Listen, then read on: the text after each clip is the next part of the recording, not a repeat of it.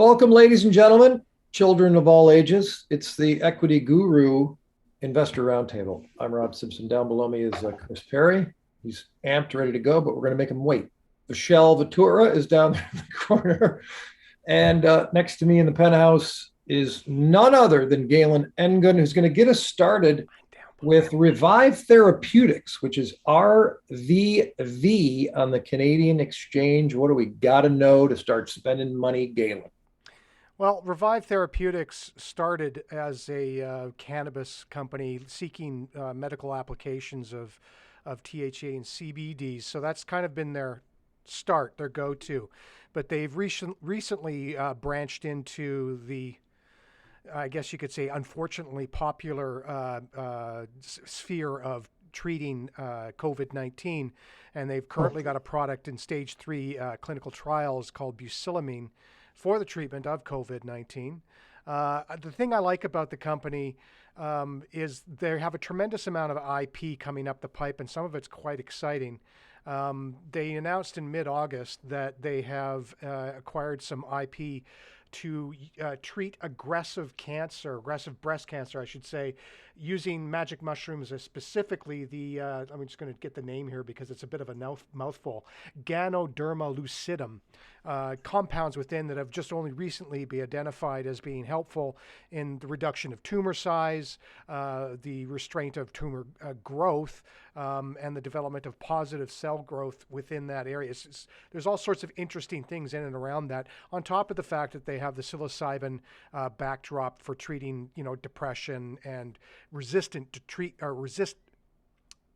treatment resistant. There, I can get the word straight. 3 hours sleep. Treatment resistant depression.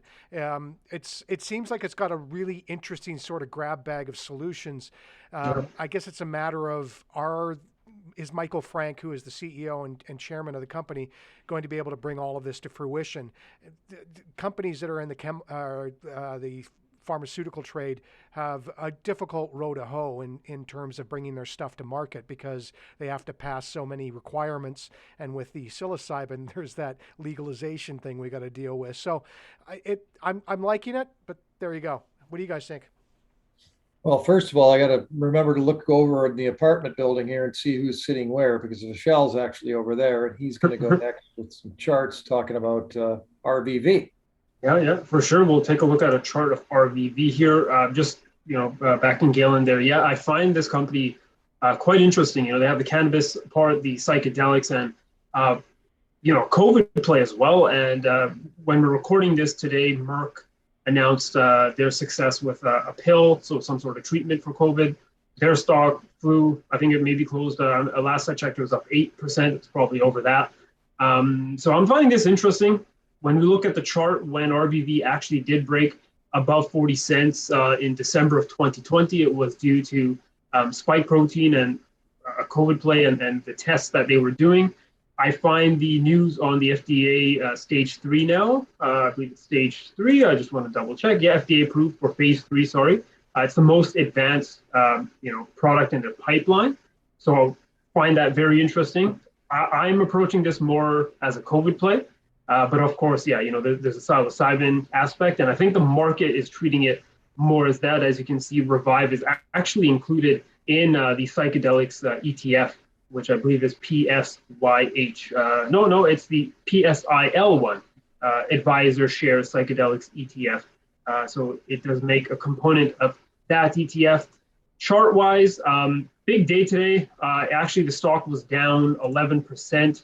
On the day today, 11.11, 1.3 million shares traded. So double, almost triple the average volume.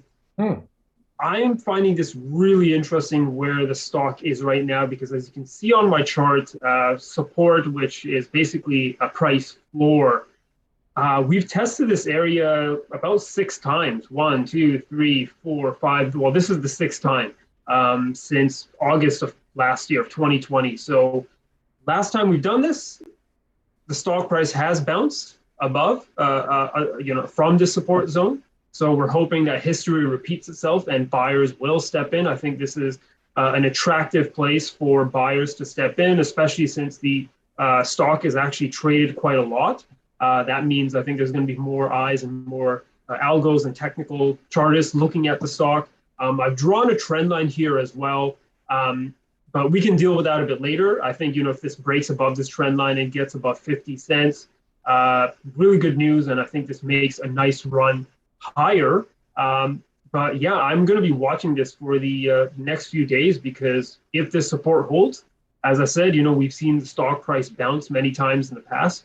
If it breaks, that's a whole different story, right? We're looking at maybe a lower move to 25 cents, and it might take some of the momentum out of the stock. But I do like the COVID play, and I think I'm approaching it as waiting for that news for the FDA approved for phase 3, especially given what we saw with the share prices in Merck. And I'm assuming, it looks like a lot of other things rather than vaccines. So, these tablets and oral tablets and treatments might be the next big COVID play. And it's nice to hear about a COVID treatment that doesn't involve horses, ponies, cattle. Yeah, I get How that. long until you tried it? Since we were talking about Equus recently. So I'll jump in here. What I like about this company is something that was seen as its main problem not too long ago. It actually started out as a pharma company, a PH pharma. Didn't quite get bucillamine over the line, regrouped, became a cannabis company. Didn't quite get that. They came at the end of the cannabis run, regrouped. COVID came along. People saw them as chasing a hot topic. The realistic side of it is this is a pharmaceutical company that has always been about pharmaceuticals. When they moved into cannabis, it wasn't as a whole new pivot. It was cannabis as pharmaceuticals. When they moved into COVID, it was because their existing pharmaceutical IP related to COVID and presented an opportunity to add another use. Now that they're getting into psychedelics, you could be cynical and say, well, that's another pivot.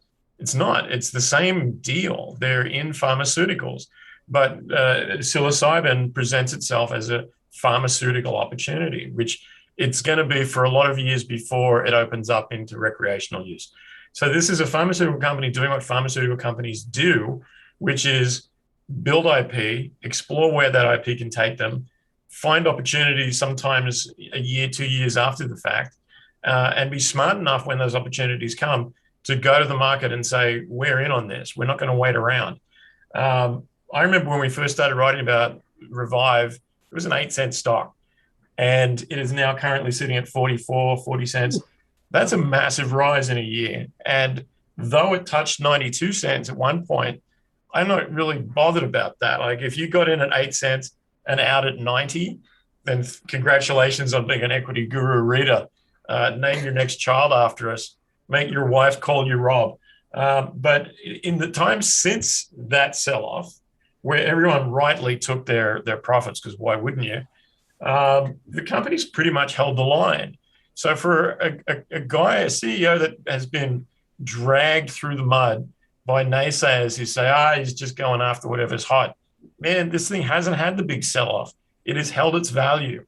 And if the COVID thing doesn't stick, they're still working on the psilocybin. If the cannabis products stick, fantastic. It all coagulates around the one idea, which is let's find ways to take these newly opening sectors and apply them to the pharmaceutical business in a way that is cost effective and better outcomes for patients. I don't have a problem with that at all. What I will say is that as much as it's kind of held the line over the last 6 months, that is an opportunity cost in being stuck in a company that's neither going up nor down. Is there something coming at the end of the rainbow for the COVID testing? By the time it does, we might already be dealing with that situation. So maybe not. But I'm interested in the psychedelic side of things. And if they can do with the psychedelics what they've been doing so far and building up the other sides of their business, I'm in on that. I see it as being a reasonable thing to stick on your watch list. That's actually why I got into this one. Disclaimer is that I have this one and got it slightly higher than where it's at, but obviously just waiting around. So we're going to take more of my money, $5,000, Galen, and you're going first and deciding what you're going to do with it.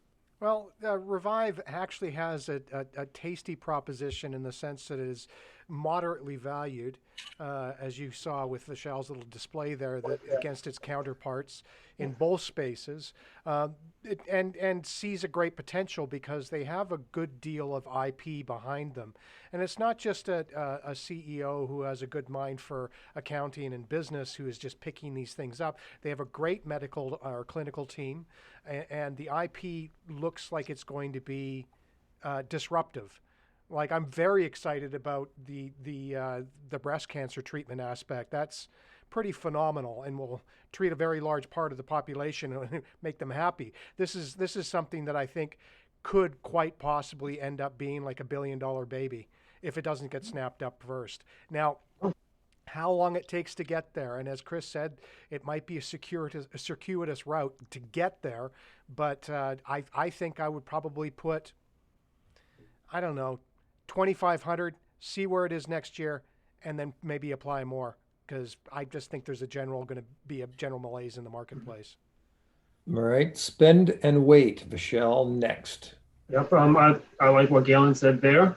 Again, just from a technical standpoint, I like where we're testing right now. And ideally, what I want to see before I enter actually is some sort of sign that buyers are stepping in, whether it's a big green candle like that or some sort of wick pattern like this, where it looks like the stock's about to break down and tank, but then the buyers step in, bidding the stock back up higher.